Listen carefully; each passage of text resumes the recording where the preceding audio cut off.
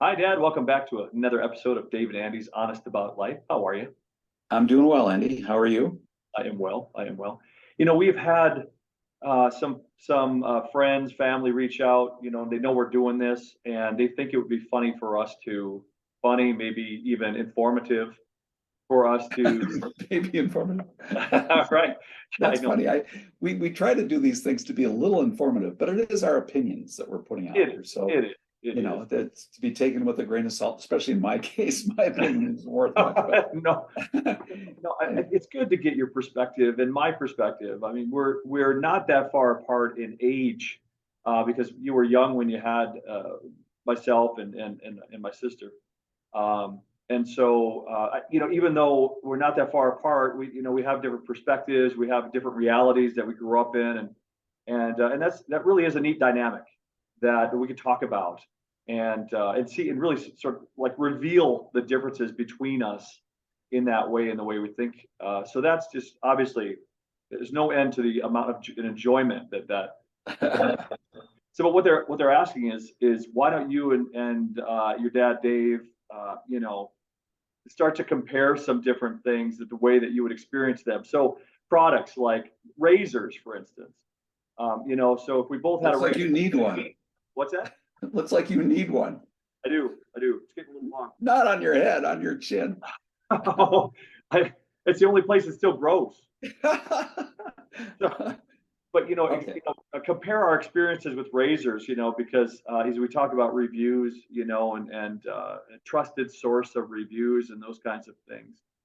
There are people that have said, "Hey, why don't you do that?" So at some point, Dad, you and I should think about doing that, where we both get the same razor. We compare our experience with it, over a week's period or whatever. I can And throw out a name right now that I never used to have. Gillette was my first, and that was like a one edge or two, maybe two blades. But yeah, now I've gone to Harry's. I don't know if you know what I Harry's have seen is. commercials for Harry's. Yeah. Yeah, it five blades, and that is the. I'm sorry, but it's the best shave. Sorry. I'm sure they're not sorry you're talking about it. No, it's very, very cool. And that's the dynamic that I never got to deal with as I was growing up. My dad had one of those straight edge razor things that looked like you could slit your throat with. Yeah. That's the way he shaved that way, and that's the way I learned. But yeah, we things have really advanced, and I think I really enjoy a Harry's shave, and it's a Well, great name. I think it's a great name. we'll have to reach out to that. Speaking of that, so a couple things. One, you see like in those old westerns, like you're talking about with your dad with the straight edge, it really looks just like a knife.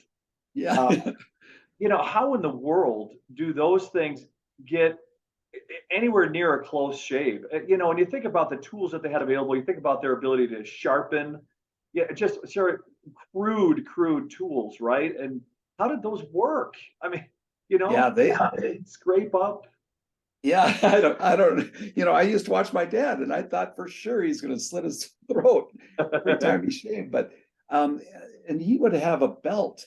It was like a belt that was kind of rough, or I don't know if it had some kind of sharpener in it, but it was, and he would just, do that to sharpen the blade, maybe even twice during the time he was shaving, he'd sharpen it, so it was kind of cool. And what I liked was the shaving cream, and it was a thing that had a brush on the end and a Oh ball, yeah. and he just put it all over his face. And and then every once in a while, if I was watching him too closely, he'd pop me in the face with some of the shaving cream. Does that brush? Do you use that brush with the filaments? Sort of like gosh, I don't know. What it's sort of a tuft of hair. Do you ever Right. use that, or do you just use I your hands? I just use, yeah, I use Edge. I'm a very good proponent for Edge, the shaving cream. Yeah, yeah. Comes out in a gel, and then as soon as you start rubbing on it, it foams up, and it's very good. It's Well, one of those things that is it? has kept my face cleanly shaven, unlike yours. Does I have a lot more up here that I have to shave.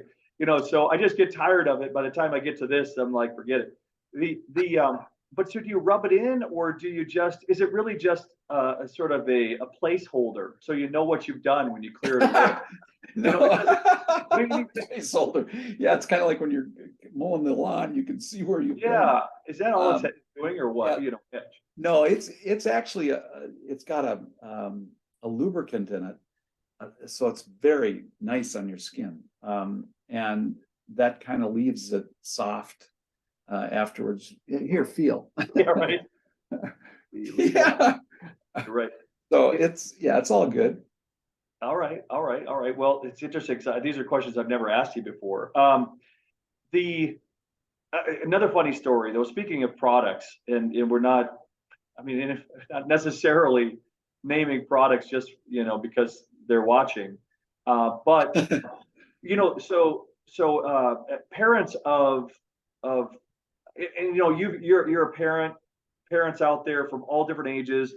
When your little ones are in athletics, parents come together and they provide oranges and Gatorade, and so for like halftime or after a game, especially if you're in a tournament, there's a lot of games. The kids get together, the parents get together. But anyway, they continue to do that at college, right? So parents have this sign up list. What are you going to bring for after the races and all that? And the rowing team, the Skylar's rowing team, one of the things that they love is this thing called Dave's Killer Bread. Have you ever heard of Dave's Killer Bread? I have. It's one of the first things that you when you look up Dave Dahl. It's not I me, but exactly. it's another guy, and yeah, it's the first thing that pops up.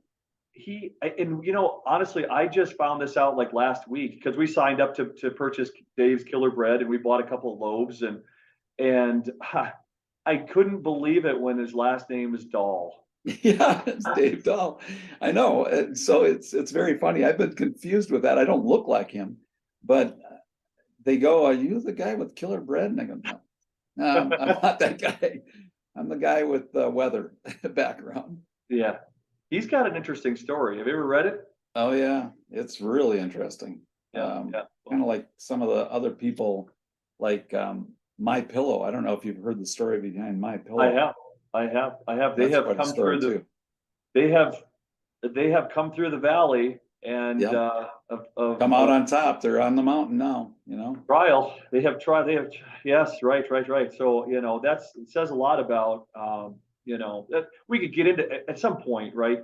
You think about are they built for success because they're willing to really get to the bottom and then launch from there. You talk about you hear from like Mark Cuban, who's one of the Sharks and he's also the owner of Dallas Mavericks, and he says, look, the ones that become really successful are those who are willing to risk a lot or risk it all. And obviously, there's a lot more examples probably of those who have risked it all and lost and continue to lose. But you hear often in these stories like Dave Dahl, Dave's Killer Bread, and the Mike Pillow guy, Mike Lindell. Yeah. These guys that have really struggled and somehow turned it around. And yeah, you just wonder if that's the winning formula.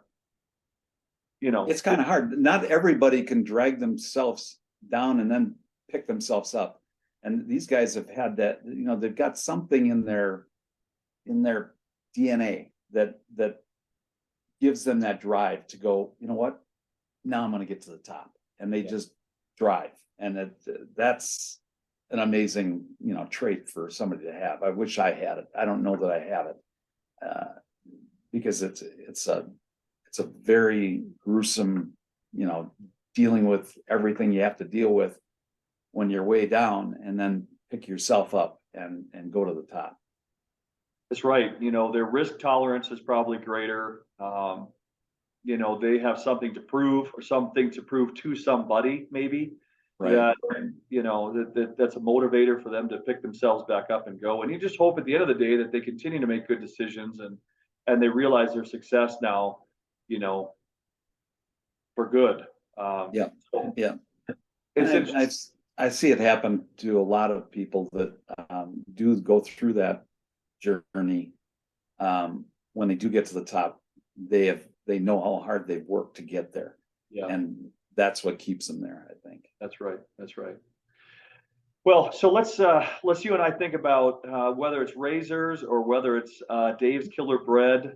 Let's talk about that and compare our experiences, because, like I said, there's a few people out there that have said, why don't you, being a trusting source?